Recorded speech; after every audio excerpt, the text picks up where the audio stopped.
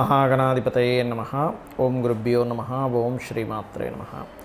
పరమేశ్వర స్వరూపమైనటువంటి జ్యోతిష, వాస్తు మరియు ఇతర అనేకమైనటువంటి శాస్త్రములను మనకు అందించినటువంటి మహర్షులకి నమస్కారం. హయగ్రీవ హయగ్రీవ హయగ్రీవేత్యో వదేత్తస్య నిస్సరతే వాణీ జహ్నుకన్యా ప్రవాహవత్.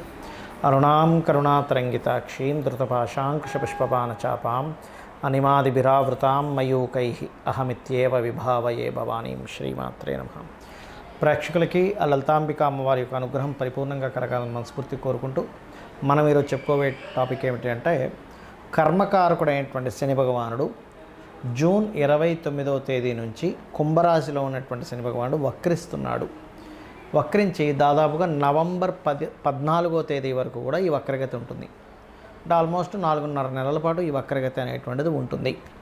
సో ఈ వక్రగతి కుంభరాశిలో ఉండి మకరం వైపు చూస్తున్నందుకు 12 లగ్నాల వారికి ఎటువంటి విషయాల్లో బాగా కలిసి వస్తుంది, ఏ విషయాలలో పర్టికులర్గా జాగ్రత్తగా ఉండాలి, అదేవిధంగా ఎటువంటి పరిహార మార్గాలు చేసుకోవాలి.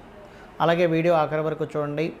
లగ్నం కానీ నక్షత్రం కానీ రాశి కానీ తెలియని వారు, ఒకవేళ ఏలినాడు శని, అర్ధాష్టమి శని, అష్టమి శని నడుస్తున్నటువంటి వారు ఎటువంటి పరిహారాలు చేసుకోవాలనేటువంటి విషయం కూడా నేను మీకు చెప్తాను. కన్యా లగ్నము, కన్యా రాశి.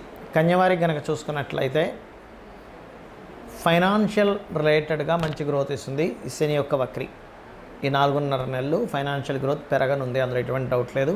ఒక 1000 రూపాయలు సంపాదించుకునే వ్యక్తి 1200కి 1500కి వెళ్ళొచ్చు. ₹1,00,00,000 సంపాదించుకునేటువంటి వ్యక్తి 1,50,00,000 2 కోట్లు కూడా వెళ్ళొచ్చు.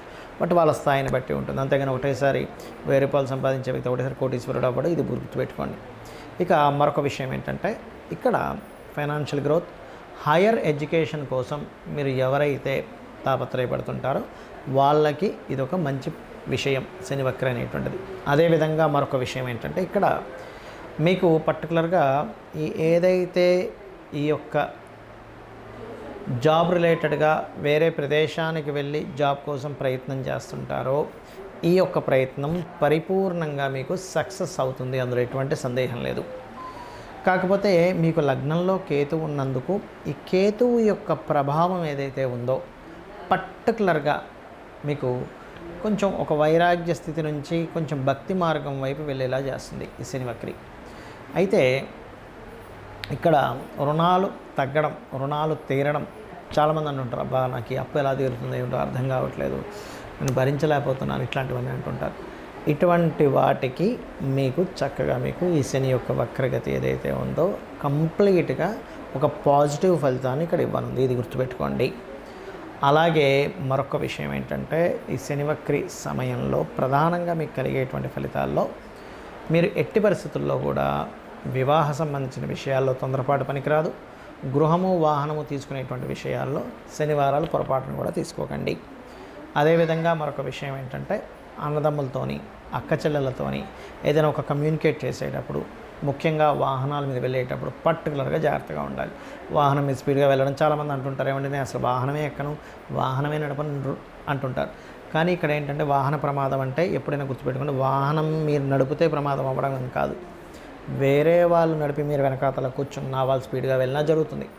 లేదా మీరు రోడ్డు దాటేటప్పుడు చూసుకోకుండా ఏ ఫోన్ మాట్లాడుతున్నో ఇంకోవైపు చూసుకుంటున్నో దాటితే కూడా జరుగుతుంది. వాహన ప్రమాదం ఉన్నప్పుడు మనం ఒక దగ్గర నిలబడ్డా జరుగుతుంది. కాబట్టి జాగ్రత్తగా ఉండాలని చెప్తున్నా. ఇక మీరు చేయవలసిన దేవతారాధన, పర్టికులర్గా మీరు వెంకటేశ్వర స్వామి, కాళికా అమ్మవారి యొక్క ఆరాధన చేయండి. గోవుకి బెల్లము, దేశీవాలి గోవుకి బెల్లము, క్యారెట్స్ తినిపించండి, అనే విధాలు బాగుంటుంది. చాలామందికి జాతక చక్రం అనేటువంటిది ఉండదు. ఒక్కోసారి చక్రం లేనప్పుడు ఏలినాడు శని నడుస్తుందా లేదా శని మహాదశ నడుస్తుందా, లేకపోతే అర్ధాష్టమి శని, అష్టమి శని నడుస్తుందా అనేటువంటిది అర్థం కాదు. అలాంటి వాళ్ళకి సిమ్టమ్ ఏమిటి అసలు మీకు అంటే, ఒకటే గుర్తుపెట్టుకోండి, పనులు ఆలస్యంగా అవుతుంటాయి కానీ ఖచ్చితంగా అవుతాయి. ఇది గుర్తుపెట్టుకోండి. ఎప్పుడైనా శని యొక్క రిజల్ట్ ఎలా ఉంటుందంటే, ఆలస్యంగా అవుతాయి కానీ ఖచ్చితంగా అవుతాయి. ఇంకొక గమ్మత్తైన విషయం ఏంటంటే, ఏలినాడు శని, అర్ధాష్టమి శని, అష్టమి శని ఉన్నప్పుడు చాలామందికి ఉన్నటువంటి అపోహ ఏమిటి అంటే, వివాహం అవ్వమేమో అనుకుంటారు, జాబ్ రాదేమో అనుకుంటారు, రాజకీయాల్లో గెలవమేమో అనుకుంటారు. కాదు, గుర్తుపెట్టుకోండి, రాజకీయాల్లో చక్కగా రాణిస్తారు, అందులో ఎటువంటి సందేహం లేదు.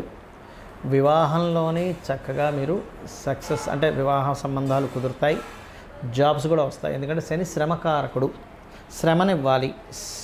కాబట్టి ఆ శ్రమ రాజకీయాల్లో గెలిచిన వాడికి ఉంటుంది కానీ ఓడిన వాడికి ఉండదండి. ఎందుకంటే ఖాళీగా ఉంటాడు. అదే గెలిచిన వాడికి బోల్డ్ అంత వర్క్ ఉంటుంది రాజకీయంలో, అటు ఇటు తిరగడం హడావిడి ఉంటుంది. మనం అనుకుంటాం రాజకీయ నాయకులు అంటే ఏదో ఖాళీగా కూర్చుంటారని, కాదు, బోల్డ్ అంత పని ఉంటుంది వాళ్ళకి. అలాగే వివాహం అయితేనే ఎక్కువగా వాళ్ళకి బాధ్యతలు ఇవన్నీ పెరుగుతాయి. చాలామంది సంతానం కూడా కలగదనుకుంటారు, కాదు, పర్టికులర్గా శని యొక్క ప్రభావం వల్లే సంతానం కూడా కలుగుతారు, ఇది గుర్తుపెట్టుకోండి.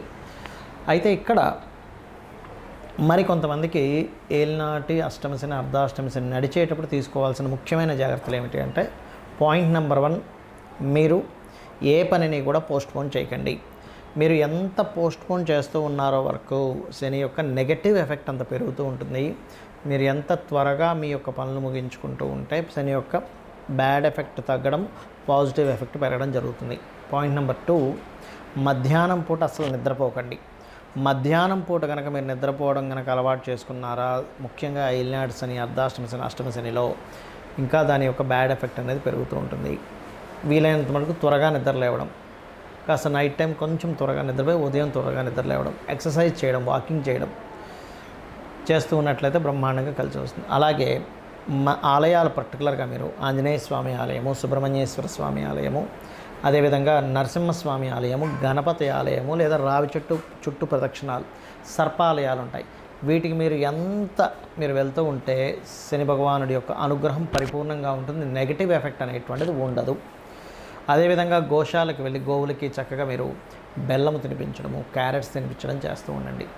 ఇక మరొక విషయం ఏంటంటే, బాగా ఎక్కువ ఎఫెక్ట్ ఉంది. ఒక పక్క కొంతమందికి ఎలా ఉంటుందంటే, శని మహర్దశ నడుస్తూ ఉంటుంది ఈ జన్మజాతకంలో, గోచారంలో ఏలినాటి శని కూడా వస్తుంది, అప్పుడు మరింత ఎక్కువ స్లో అవుతాయి. అలాంటప్పుడు ఖచ్చితంగా మీరు తెల్ల నువ్వులు, కేజీంబావు తెల్ల నువ్వులు, నీలం రంగు వస్త్రము తీసుకొని శనివారం నాడు లేదా బుధవారం నాడు లేదా శుక్రవారం నాడు, బట్ శనివారానికి ఫస్ట్ ప్రిఫరెన్స్ ఇవ్వండి.